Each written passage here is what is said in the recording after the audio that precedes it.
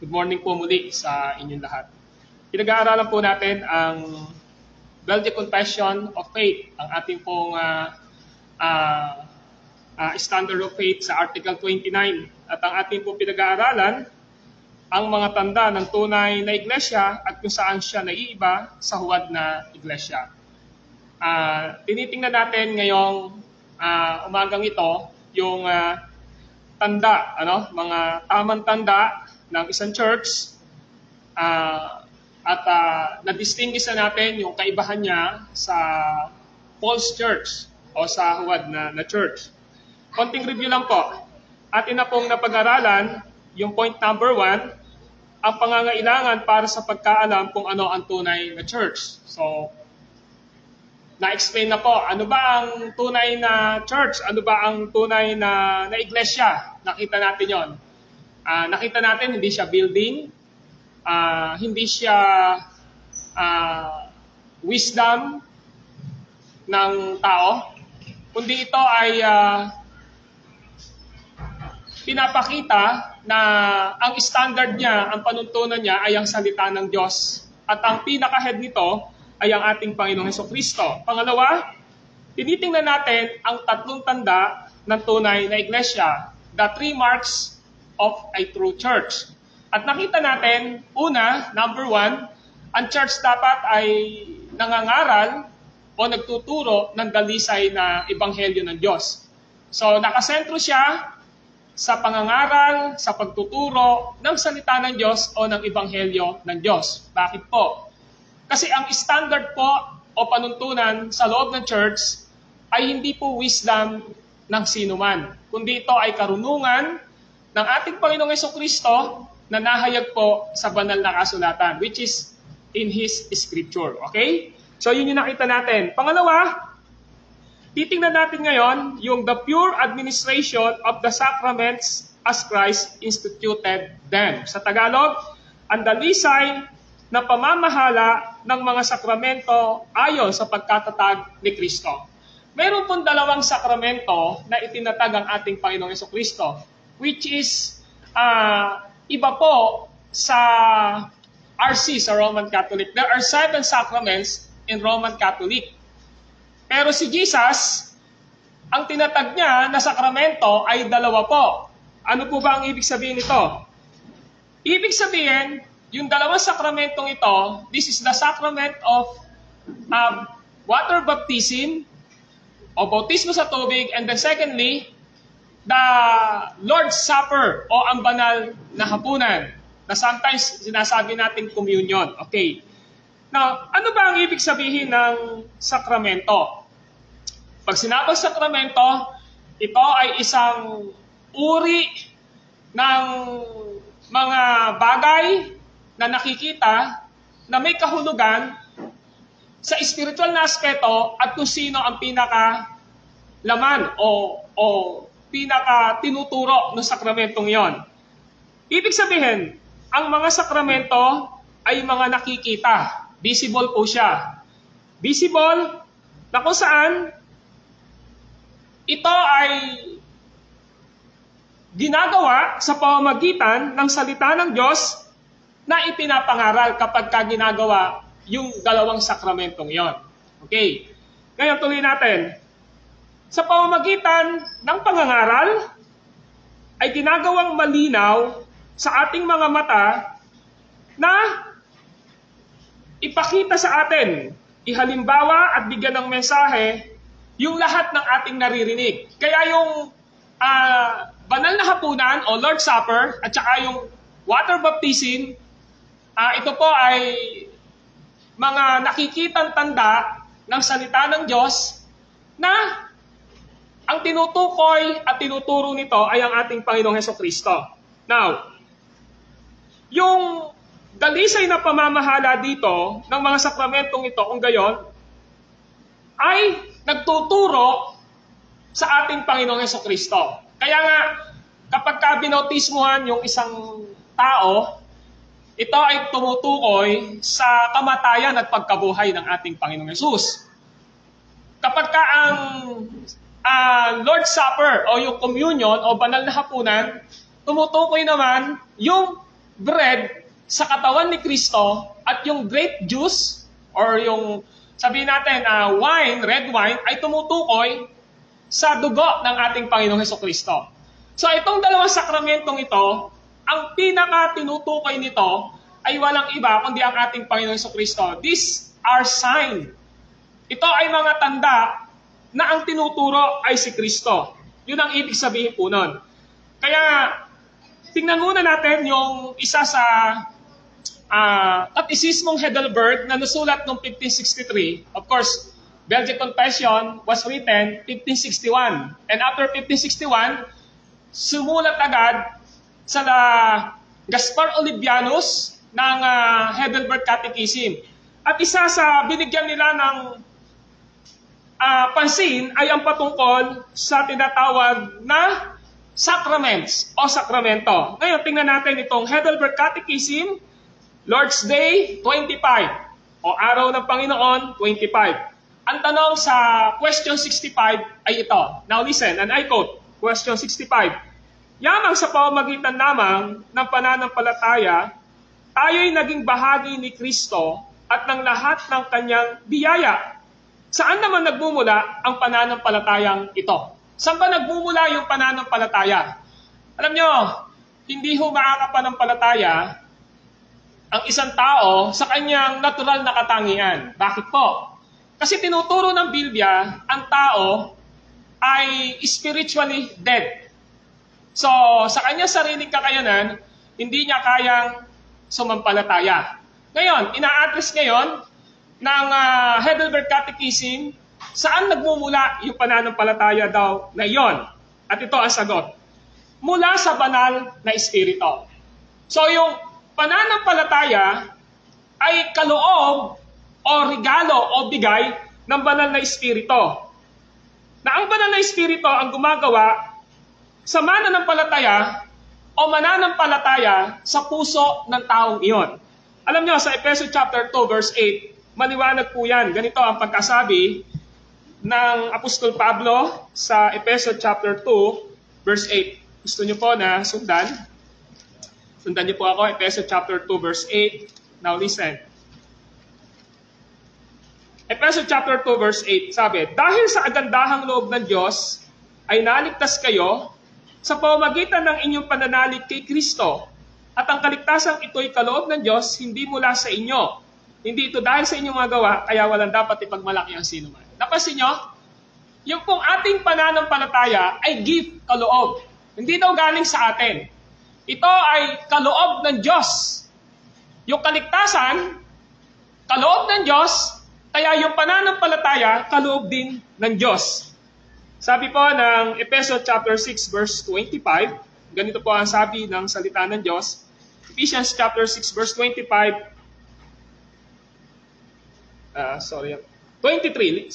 Efeso 6:23.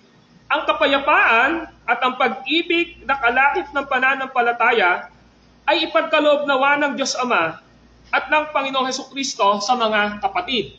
So yung pananampalataya, gift o kaloob ng Diyos Ama sa pamamagitan ni Kristo. So inyo makikita, when it comes to our faith, alam nyo, mga kapatid, ang pananampalataya mismo, hindi ho siya yung nagliligtas.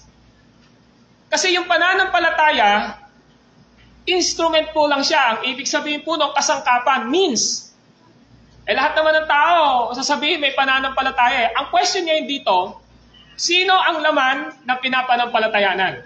So, ibig sabihin, yung faith, dapat nakasentro sa Diyos Ama, sa Diyos Anak, at sa Diyos Espiritu Santo, na nagpapakita sa atin na ang Ama ang pumili sa atin o humirang sa atin, binigay niya tayo kay Jesus upang tubusin ang ating mga kasalanan. At dahil kay Jesus na yon, hindi masasayang ang kanyang kamatayan because in the right time, yung Holy Spirit, i-regenerate, i-born again yung taong yan ng pagkakalooban ng pananampalatayang nakapagliligtas. So, yun yung gustong ipakita rito. Kaya, yung pananampalatayang ito, mula po ito sa banal na Espiritu na siyang gumagawa ng pananampalataya sa ating mga puso. Sa pamamagitan ng pangangaral ng Ebanghelyo at pinagtitibay ito sa pamamagitan ng sakramento. Alam nyo, ang gustong ipakita ng Heidelberg Catechism, maliwanag na sinasabi ng Romans 10:17, ang pananampalataya ay bunga ng paikinig ng salita ng Diyos. Paano sasampalataya ang tao kung walang napapakinggan? At paano naman makakapakinig kung walang nangangaral? In other words, the more na ang gospel, the more na ang word of God, pinapangaral siya, pinapaliwanag siya, nagpapakita ito sa atin na dumarating sa atin ang salita ng Diyos kung paano siya nagliligtas at pinapakita niya sa atin kung sino si Kristo, sino ang Diyos at kung ano tayo. Kaya naman, isa sa pinapakita rito, kapag ang isang mananampalataya, nakikita niya ang mga sakramento. Pag binautismohan siya, ano sabi? Binabautismohan ka sa pangalan ng Ama, ng Anak, at ng Espiritu Santo. Di ba? Yun ang sinasabi doon. And secondly, kapag tayo ay nagsiselebrate ng Lord's Supper, pinapakita rito na ang tinapay ay simbolo ng katawan ng ating Panginoong Jesucristo. Nasaan? Na nabayubay, it was broke at the cross of Calvary. Tapos yung wine ay tumutukoy sa dugo ng ating Panginoong Jesucristo. So, ibig sabihin, ang pananampalataya ay kaloob ng Diyos. Amen po ba? At ang laman ng pananampalataya ay walang iba, kundi ang Ebanghelyo ng Diyos na nakasentro kay Kristo. Meron pa pong tanong sa question 66 at ganito po ang pagtatanong. Ano ang kahulugan ng sakramento? Now, ito yung magandang maintindihan natin. Ano ba ang kahulugan ng sakramento? May dalawang sakramento lang po ang turo ang Bible. Sacrament of Baptism and Sacrament of the Lord's Supper. Hindi po tayo naniniwala na may 7 sacrament. Dalawa lang po. Now, ito ang sagot. Ang sakramento ay banal. Nakikitang tanda at pagpapatunay na itinalaga ng Diyos ang ganitong layunin, na sa pamamagitan ng paggamit nito ay mas ganap na maipahayag ng Diyos at mapagtibay sa atin ang pangako ng Ebanghelyo. Alalaong bagay, ito'y ang malaya niyang pagkakaloob ng kapatawaran ng kasalanan at buhay na walang hanggan, bunsod lamang ng misang pagpapasakit ni Kristo sa krus. Ang sakramento ay lagi siyang may mensahe ng pagsasakripisyo o pagpapasakit ng ating Panginoong Jesucristo. Yun yung makikita nyo lagi sa dalawang sakramentong yon. Yung Lord's Supper at saka yung water baptism, ito ay nagbibigay ng mensahe sa kamatayan, sakripisyo ng ating Panginoong Jesucristo para sa ating kaligtasan. Paano natin nalaman yon? Yung water baptism, according to Romans chapter 6, ano ang sabi ng Romans chapter 6? Pwede po ba na samahan niyo po ako sa pagbasa sa Romans chapter 6? Meron pong sinasabi doon. Kapag binabautisman, ito ang ibig sabihin ng chapter 6 ng Roma, ay ito. Verse 3, ang sabi ho, okay, verse 2, doon na tayo. Romans 6:2. Tayo'y patay na sa kasalanan, kaya't hindi na tayo dapat mamuhay sa pagkakasala. Hindi ba ninyo nalalaman na tayong lahat na nabautismohan kay Jesucristo ay nabautismohan sa kanyang kamatayan? Sa makatwid, tayo namatay na at nalibing na kasama niya sa pamamagitan ng bautismo upang kung paanong binuhay na muli si Kristo sa pamamagitan ng dakilang kapangyarihan ng Ama, tayo na may mabuhay sa isang bagong pamumuhay. Verse 5. Sapagkat kung nakaisa tayo ni Kristo sa isang kamatayan, tulad ng kanyang kamatayan, tiyak na makakaisa niya tayo sa isang muling pagkabuhay, tulad ng kanyang pagkabuhay. Alam nating si Kristo na muling binuhay ay hindi na muling mamamatay. Wala nang kapangyarihan sa kanya ang kamatayan. Nang siya'y namatay siya ng minsan para sa kasalanan at ang buhay niya ngayon para sa Diyos. Kaya dapat ninyong ibilang ang inyong sarili na patay na sa kasalanan, dapat buhay naman para sa Diyos sa inyong paikipag-isa kay Kristo Jesus. Kung mapapansin ninyo, ang topic ni Apostle Paul ay patungkol sa bautismo. Kapag daw nabautismuhan ang isang mananampalataya, dapat niyang maintindihan na matay na siya kay Kristo at muling nabuhay kay Kristo.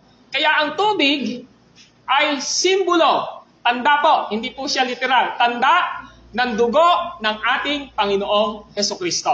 So kaya yung sakramento ng bautismo, nakatuon po yon kay Kristo.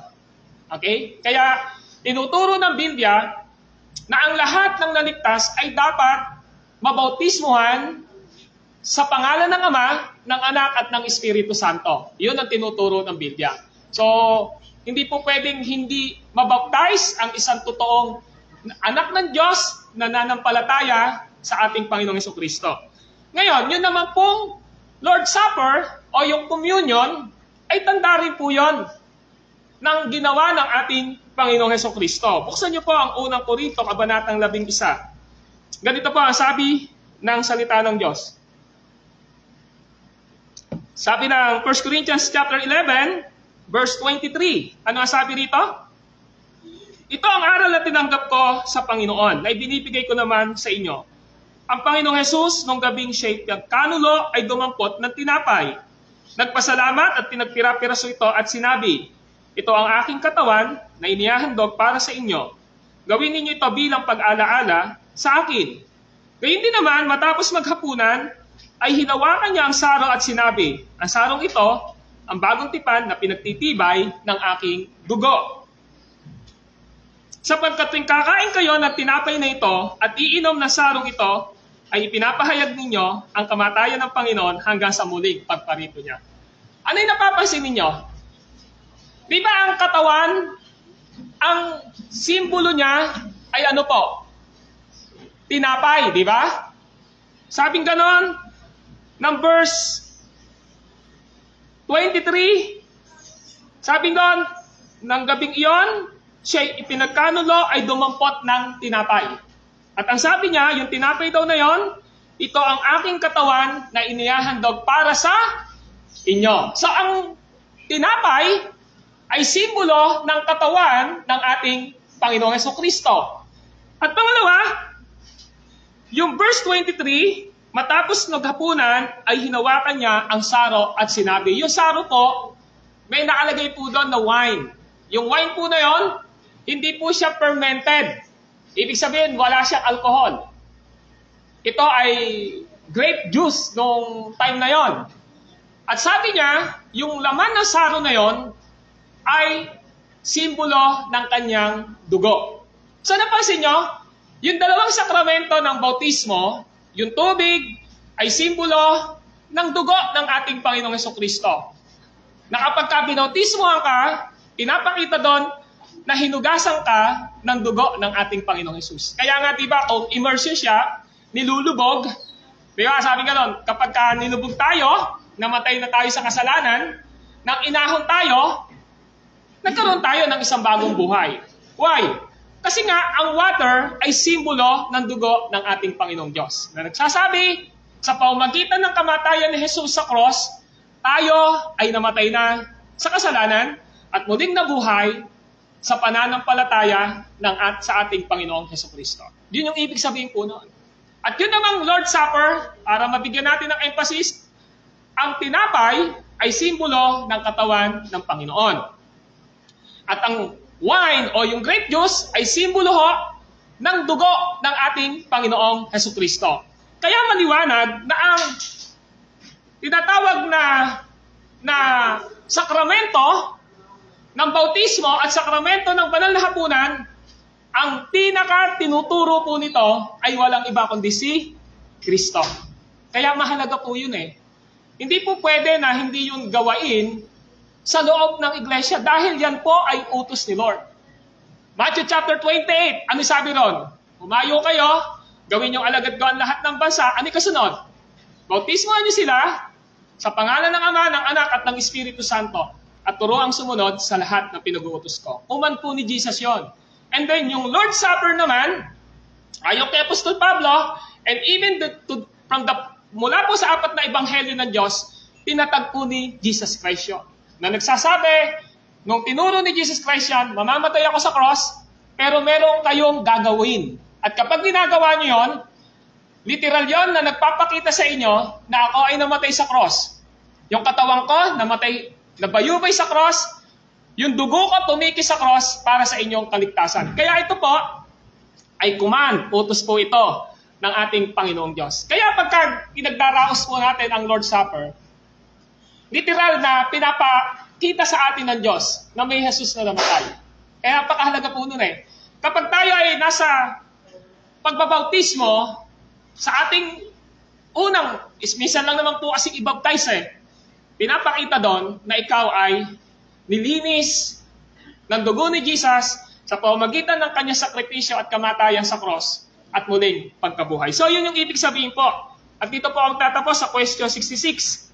Ang sabi rito, ang salita at mga sakramento ba ay parehong itinalaga ng Diyos para sa layuning akayin ang ating pananampalataya sa pagpapasakit ni Jesucristo sa krus na tanging batayan ng ating kaligtasan. So ang tanong ngayon naman, yung ba talagang sakramentong ito, itinalaga ba ito ng Diyos?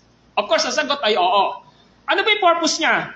Akayin tayo sa pananampalataya kay Kristo para sa ating kaligtasan. Ito ang sagot. Tunay nga, sapagkat itinuro sa atin ng Banal na Espiritu sa Ebanghelyo at tinitiyak niya sa atin sa pamamagitan ng mga sakramento na ang kabuuan ng ating kaligtasan ay nakabatay lamang sa nag-iisang pagpapasangit ni Kristo sa krus na inihandog niya para sa atin. So, mapakaliwanag. Lahat ng sakramento, pagpapakita ito na may ginawa si Jesus. At yun lamang ang nag-iisang paraan ng Diyos para sa ating kaligtasan. Question 68. Ilang bang sakramento ang itinatag ni Kristo sa bagong tipan? 2. Alalaong bagay ito ang banal na bautismo at banal na hapunan. 1 Corinthians chapter 10, verse 2 to 4. So, ibig sabihin, ang sakramento ng bautismo at ang banal na hapunan ay itinalaga sa pamamagitan ni Kristo upang ito ay makita natin, malasahan natin, maramdaman natin na mayroong Kristo na namatay sa cross. Sa pamamagitan ng kanyang katawan, dinala niya ang ating mga kasalanan. Sa pamamagitan ng kanyang dugo, nilinis niya tayo sa ating kasamaan at kasalanan. So kaya, yung mga hindi pa ho talaga nababaptize, pag-isipan niyo po ito. Pwedeng magtanong, yung Lord's Supper, napakahalaga po nito. Kaya nga nung prior to Reformation, nag-aaway-away yung church. Kapag hindi sila pinag-take ng communion, nagagalit sila kasi under discipline sila. Kasi sa Reformation, sa turo ng Biblia, kapag ang isang member ng church ay nasa ilalim ng pagdidisiplina, hindi po nila pinagtitake ng Lord's Supper. Kasi yung basis ng 1 Corinthians chapter 11, kapag meron pong unforgivable na kasalanan sa puso ng tao, kailangan siyasatin niya muna. Di ba? Kailangan siyasatin muna ng sino man sa inyo bago kayo kumain at uminom ng mga elementong iyon. Bakit? Kasi hinahatulan nyo yung sarili ninyo. Sa kanila, no Reformation, naku po, kapag under discipline, alam nila na hindi sila dapat mag-take ng communion. Kasi bakit po? Kasi alam nila na yung disiplina ng Diyos nasa kanila.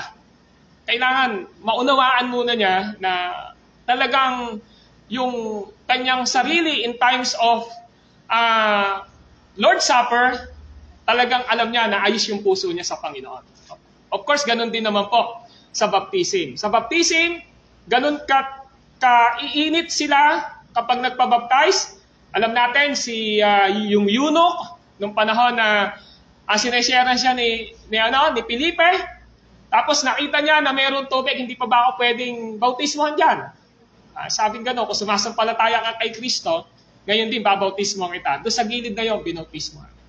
Si Jesus Christ, nagpabautismo, hindi dahil makasalanan siya, kundi para ipaunawa sa kanya na yung kanyang ginagawang iyon, yun yung mangyayari sa kanya na ang kanyang dugo ang lilinis sa kasalanan. Kaya sabi, narito ang kordero ng Diyos na nag-aalis ng kasalanan sa libutan. Yung kordero, batang tupa, bakit siya i-offer? Para maging kapalit o sakripisyo ng ating kasalanan. At nung tinatanggihan ni John the Baptist, sabing ganon, ayoko. Pero ang sabi ni Jesus Christ, hayaan mong mangyari sa atin ito sapagkat ito ang kalooban ng Diyos Ama. Ano ibig sabihin? Will po ng Lord na ang isang tao, kapag nanampalataya, ay tumanggap ng bautismo. Kaya gano'n sila meron pong isang, kahit yung sa Philippians, nung naligtas na isang pamilya, nung gabi ding iyon, binautismohan ang kanyang buong sambahayan. Gano'n sila. Sa history, marami pa tayo makikita, kahit na nagyayelo na, nagpapabautismo pa rin po sila kasi maliwanag sa kanila na privilege ng isang tunay na naligtas na dapat siyang mabautismohan dahil yon ay utos at nagpapakita na siya ay niligtas ng ating Panginoong Hesukristo. So yan po yung sakramento. Ibig sabihin, isa sa marka ng Church ng ating Panginoong Hesukristo, number 1, pinapangaral ng tama at maayos ang salita at ang ebanghelyo ng Diyos. Pangalawa, pinangangasiwaan ng mabuti at ini-implement ng mabuti ang dalawang sakramento, ang sakramento ng bautismo at ang sakramento ng banal na hapunan. Amen. Let us pray. Lord, maraming salamat sa umagang ito, sa aming mga narinig na pagpapaliwanag patungkol po sa dalawang sakramento na itinatag ninyo sa pamamagitan ng aming Panginoong Hesukristo. At ito po ay ang sakramento ng banal na hapunan at sakramento ng bautismo sa tubig. Lord, dalangin ko po na nawa po ay naintindihan ng lahat ng nakikinig ngayon na napakahalaga ng mga bagay na ito sapagkat ang tinuturo dito ay walang iba kundi ang aming Panginoong Hesukristo. Tuturo ito na ang tubig ay simbolo ng dugo ng Panginoong Hesus na siyang natikis sa cross ng Kalbaryo upang linisin, takpan ang lahat ng aming mga sala. Yung kanyang katawan ay hinalantulad niya sa tinapay na nabayubay sa cross, tumanggap ng mga latay, nabayubay, namatay. At sa pamamagitan naman ng kanyang dugo ay hinalantulad ito sa saro na kung saan ay simbolo ito ng dugo ng aming Panginoong Hesus. Lord, ang mga tunay na naligtas ay hindi dapat nag-aalinlangan o nagdududa sa dalawang sakramentong ito na itinatag ng Panginoong Hesus. Sa halip, mayroon siyang pagpapasakop sa aming Panginoong Hesus at mayroon siyang kagalakan na ipinapasakop, sinasubmit ang kanya sarili sa mga aral at pamatok ni Hesus na nagpapakita na kapag mayroon na siyang karapatan na gawin ang lahat ng ito ay tunay na naranasan niya ang pagliligtas ng aming Panginoong Hesus. Lord, tulungan niyo sa mga kapatid na hindi pa po nakakaranas ng bautismo sa tubig, ito po nawa ay maging pasimula ng kanilang pag-iisip at paghanap ng mga bagay na makakatulong sa paglago nila. Kaya Lord, maraming salamat at nawa po every time na gagawin namin ito, nawa po'y nakikita ng aming mga mata na mayroong Kristo, mayroong Jesus, at 2,000 taon na ang nakalilipas na namatay sa krus ng Kalbaryo para akuin ang aming kasalanan at nabuhay para sa aming kaligtasan sa pamamagitan ng kanyang dugong inialay doon. Maraming salamat po, Lord. This is our prayer in Christ's name. Amen and amen.